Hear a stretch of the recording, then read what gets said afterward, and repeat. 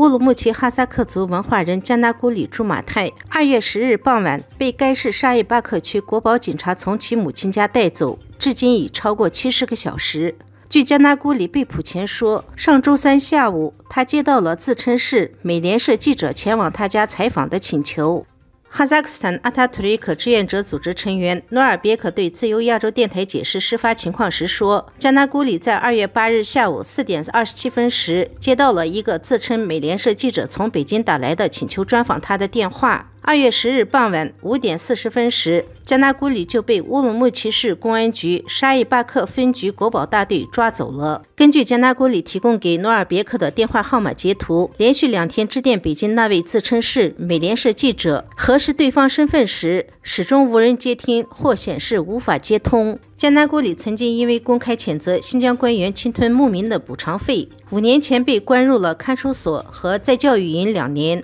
释放后，他继续替牧民维权，中国护照和哈萨克斯坦绿卡被当局没收。今年1月份便被警察恐吓要抓捕他。根据介绍，加纳古里持有哈萨克斯坦绿卡，他毕业于哈萨克国立大学，并担任哈萨克斯坦中央电视台编辑，曾为中国中央人民广播电台哈萨克语编辑部、新疆人民广播电台哈萨克语编辑部制作了长达1000多小时的文化节目，其中包括他从民间搜集的哈萨克民族即将失传的一些民歌。2017年，乌鲁木齐官员称加纳古里获奖和邀请他回新疆商讨牧民示范区及签字为由，使其骗回，以涉案的理由送入了再教育营长达2年的时间。萨尔克坚说，中共执行的反人类种族灭绝政策根本就没有改变，新疆集中营还是存在。中共为了欺骗外界，使用障眼法释放了极少一部分哈萨克人离开新疆抵达哈国与家人团聚，其实他们还是高压管控新疆哈萨克人和维吾尔人。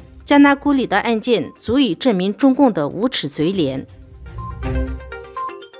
土耳其和叙利亚的强震已经造成了35000人的遇难，联合国警告实际死亡人数可能会超过这个数字。联合国2月12日针对无法将急需的救援物资送进叙利亚饱经战乱的受灾地区予以谴责，因为在中国和俄罗斯的施压下，叙利亚边境关卡被迫关闭。叙利亚西北部是此次地震的重灾区，加上多年的内战，人道主义援助受阻。前往叙利亚的联合国特使2月12日呼吁叙利亚反叛军把政治放一边，支持叙利亚人们渡过难关。叙利亚12年前爆发内战，造成了境内数百万人流离失所。西北部目前是反叛武装力量控制的唯一区域，与世隔绝。当地获得人道主义援助一直面临着巨大的挑战。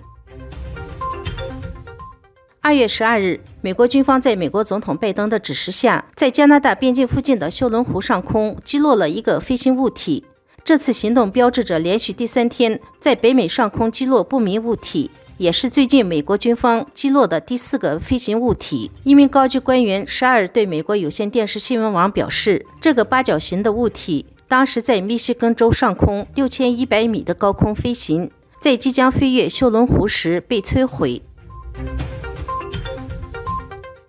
根据伊朗通讯社2月12日的报道，应习近平的正式邀请，伊朗总统莱西将于2月13日晚启程前往中国进行为期3天的访问行程，目的在于加强两国的经济合作。两人上次会面是在2022年9月在乌兹别克斯坦撒马尔罕举行的上海合作组织峰会，当时伊朗总统呼吁加强与北京的经济关系，特别是在石油、能源、运输、农业、贸易和投资领域的合作。根据伊朗官方通讯社的报道称，伊朗总统莱西在访问期间将与习近平、中国商人和居住在中国的伊朗人进行会谈。